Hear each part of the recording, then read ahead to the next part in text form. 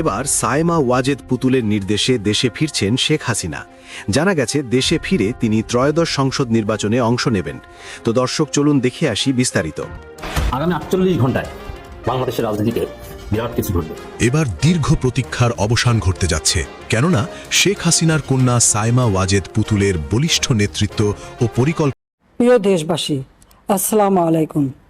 আজকে অত্যন্ত বেদনা ভারাক্রান্ত মন নিয়ে আপনাদের সামনে উপস্থিত হয়েছি। যে সকল ঘটনা ঘটেছে তা কখনোই কাম্য ছিল না। আসন্ন নির্বাচনের আগেই দেশে ফিরছেন আওয়ামী লীগ সভানেত্রী শেখ হাসিনা।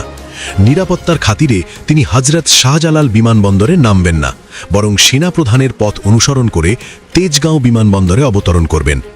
দীর্ঘ 17 মাস পর তিনি সায়মা ওয়াজেদ পুতুলের বিশেষ তৎপরতায় দেশে ফিরছেন। আরেকটি আওয়াজ একই সময় জোরে সোরে শোনা যাচ্ছে, তাকে সেটা হলো শেখ হাসিনা অনেকে ফিরবেন শিগগিরই। এবার আওয়ামী লীগ সভাপতি শেখ হাসিনা দেশে ফেরার পালা। জানা গেছে তিনি ভারতীয় বিমানের মাধ্যমে তেজগাঁও পুরনো বিমানবন্দরে অবতরণ করবেন এবং সেখান থেকে রাষ্ট্রপতি শাহাবুদ্দিনের সঙ্গে তার বাসায় যাবেন। সেখানে একটি গুরুত্বপূর্ণ সভা শেষে তিনি নিজের নির্বাচনী এলাকা গোপালগঞ্জে চলে যাবেন এবং সেখান থেকে নির্বাচনের কার্যক্রম পরিচালনা করবেন।